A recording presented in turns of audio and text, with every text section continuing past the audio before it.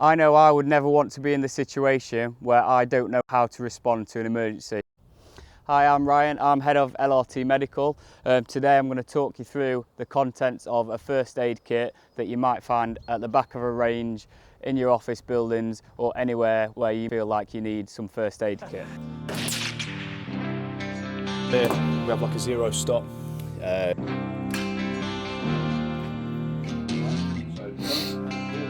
Okay, so using use gun 1, go down. Where we size them up, it's called softer sausage. This is my opinion on what a first aid kit should hold. There are many other options that you can use in a first aid kit. So a nice simple setup we've got today. I've got a pellet case. In here we'll have everything from catastrophic hemorrhage control to airway to breathing. I'm just going to talk you through a few bits. So first we've got some simple airway adjuncts. So we have 2 oral pharyngeal airways to help maintain a casualty's airway, and we've also got a nasal pharyngeal airway. So simple manoeuvres that we can learn in first aid courses or anywhere in the world. We can use head tilt chin lift or jaw thrust.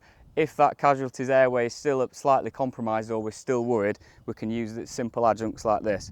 So once we've done the simple manoeuvres like a head tilt chin lift, we can use the oral pharyngeal airways to place in the casualty's mouth, and that helps maintain that casualty's airway.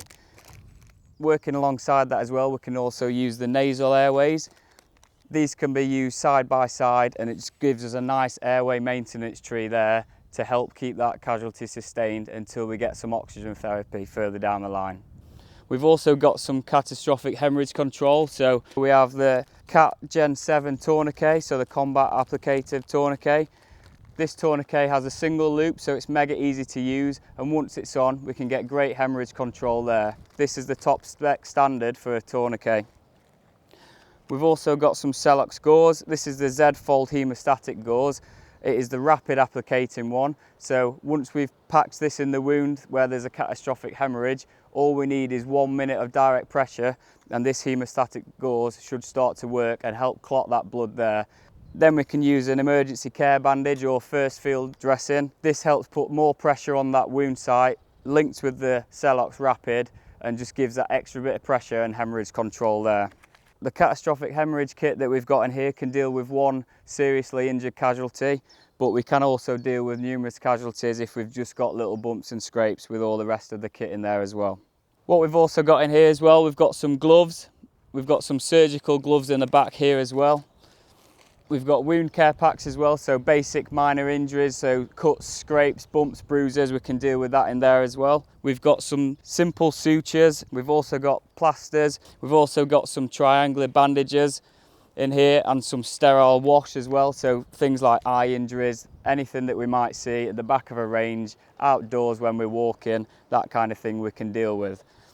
This kit is just designed to make sure that you can deal with that initial casualty in the first 5 or 10 minutes until further care comes. Everything that we can do in this first aid kit can be seen in the Concise First Aid Made Easy booklet. Everything in this first aid kit here you can buy online, mega cheap, easy to use as well, but will help you in a life-saving situation.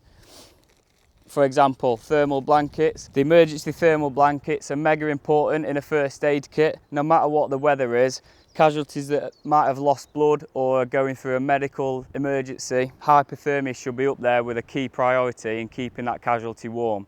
If they've lost blood, they're going to lose lots of heat as well. So thermal blankets are essential to get that casualty as warm as possible until further care arrives. Also in here we can deal with certain burns, so we've got burns dressings, perfect for hands if they're getting burnt on the back of the range with hot barrels. We've also put seatbelt cutters in there, you can buy cheap online as well. This kit can be perfect for in the back of a car if you come across an RTC, or if you're in one yourself as well. You can do that initial first treatment before further care arrives. We also have chest seals in there. The Russell chest seal is my choice of chest seal. So this is a nice square, fairly large chest seal which you can put across any open pneumothorax. So that might be a gunshot wound, it might be penetrating, stabbing trauma.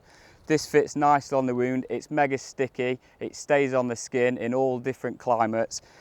This is used by putting it exactly on that wound site It's got 4 vents that help blood be released and air release, but when the casualty takes a big deep breath in, it's not going to let air go into that chest cavity. These bits of kit can be also brought online from numerous suppliers. We've got lots of wound care stuff, so we've got some gauze as well. Again, dealing with those cuts and scrapes on a day on the range or anywhere out walking out in the countryside. In here as well, I've put a little 10-second triage card in there. It's a bit of a flap sheet. It just helps me jog my memory if I'm getting stuck or I'm not quite sure under stress how to deal with that casualty, or if there's multiple casualties as well. I also like to put some eye shields in my first aid kit. Out on a day on the range and a bit of brass flicks you in the eye, we can put these on the casualty's eye until they can get to a specialist.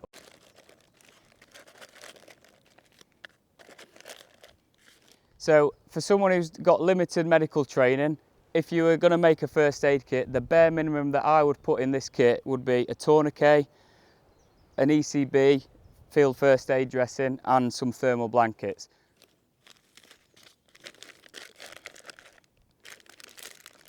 First aid knowledge is so important. It might help you save lives. It's a crucial life-saving skill, and it gets you that time to get your loved ones, family, friends to further care if they need it.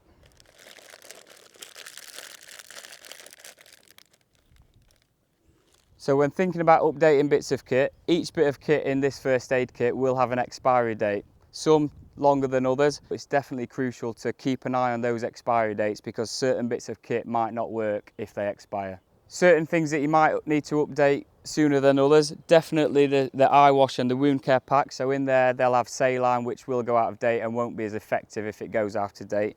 Also the Celox Rapid Hemostatic Gauze. If that goes out of date, then those binding processes that help clot the blood might not be as effective.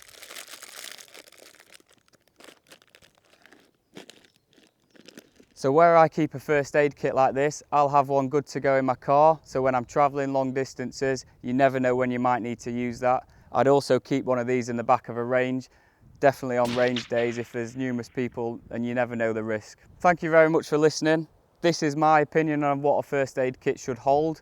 There are many other options that you can use in a first aid kit. If you require any further training or want to branch out into the medical field, LRT do offer FREC 3 courses, first aid at work courses, and we can give expert advice on what kit to use, the best kits to use in the market now, and how you can grow your medical career. Swap knees, hanging out.